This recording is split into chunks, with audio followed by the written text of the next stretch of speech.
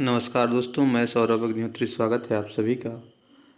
जैसा कि पिछली क्लासेस में हमने आपको फोर्थ यूनिट और फिफ्थ यूनिट के बारे में चर्चा की थी, उसी के तहत आज हम एमपीपीएससी मेंस के फोर्थ पेपर की फर्स्ट यूनिट के बारे में चर्चा करेंगे, जिसके तहत प्रशासन में कुछ नैतिक तत्व निर्धारित किए गए हैं, जैसे सत्यनिष्ठता, उत्तरदायित्व, नैतिक तर्क, नैतिक दुविधा, अंतरात्मा, आचरण संहिता और पारदर्शिता।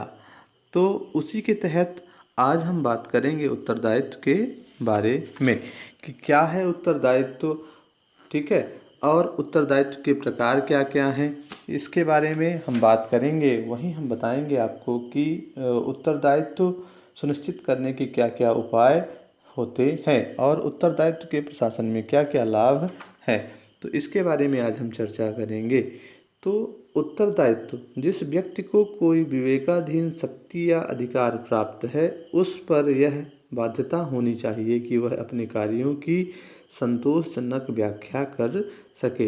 यहाँ पर उसने साफ साफ कहा है कि जिस व्यक्ति को कोई विवेकाधीन शक्ति या अधिकार प्राप्त है, अगर किसी व्यक्ति को कोई अधिकार प्राप्त है तो उस पर यह बाध्यता होनी चाहिए कि वह अपने कार्यों को संतोषजनक व्याख्या कर सके, अर्थात किसी विशेष परिस्थिति में कौन सा निर्णय लिया गया है और क्यों।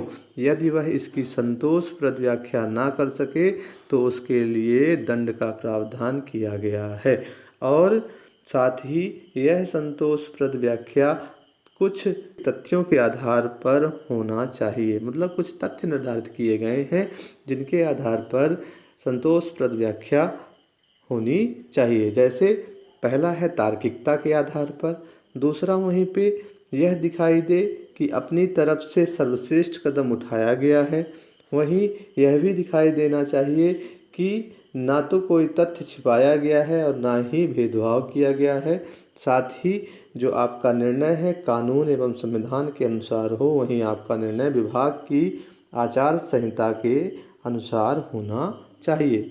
तो यहाँ पर हमने देखा कि जो संतोषप्रद व्याख्या है किन तथ्यों के आधार पर होना चाहिए।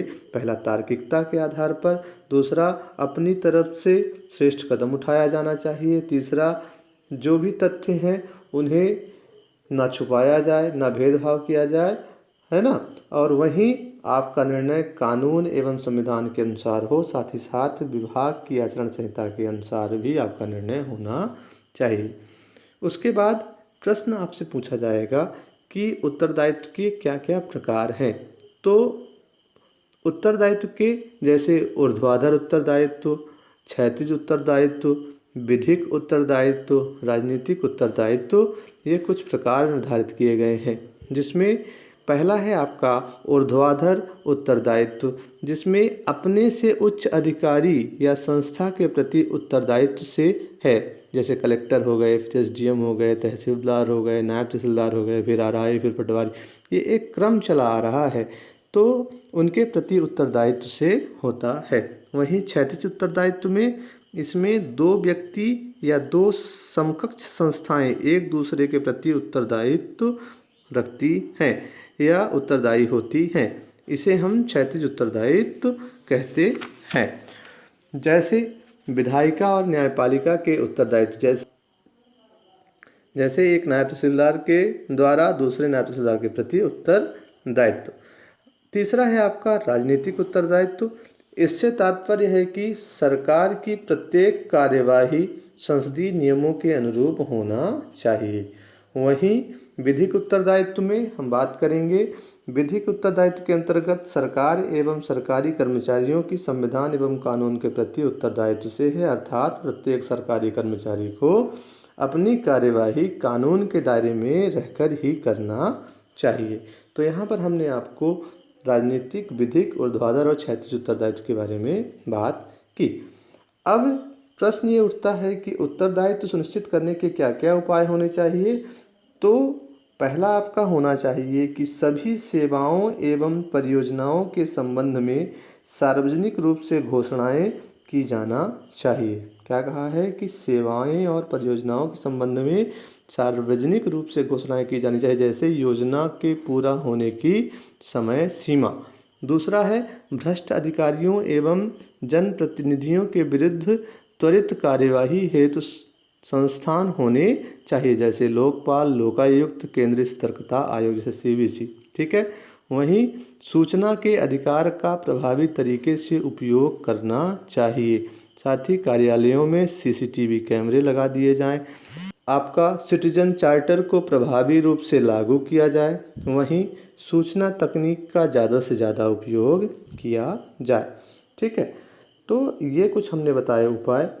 उसके अलावा उत्तरदायित्व के प्रशासन में क्या लाभ हैं, अगर ये पूछा जाए तो आपको लिखना है कि प्रशासन में भ्रष्टाचार की रोकथाम हो सकती है, पहला लाभ ये है। दूसरा, कार्यकुशलता में वृद्धि होती है।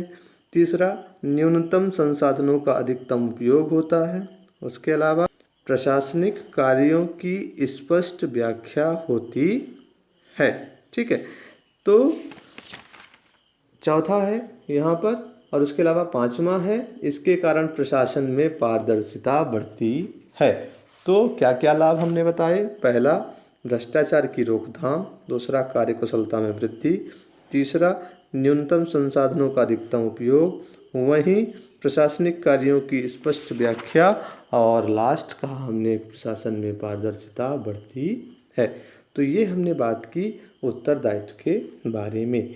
तो आपको इसको अच्छे से नोट कर लेना है। बाकी मैं आपको नोट्स को वीडियो के बीच में आपको इमेज के माध्यम से दे दूंगा, तो इसको अच्छे से पढ़िए। अगली क्लास में हम आपको नैतिक तर्क के बारे में पढ़ाएंगे या बात करेंगे। ठीक है। इसको अच्छे से पढ़ लीजिए और हमारे चैनल को साथ ही साथ लाइक और सब्सक्राइब ज़रूर करिएगा। ठीक है। धन्यवाद। ख्याल रखिए अपना।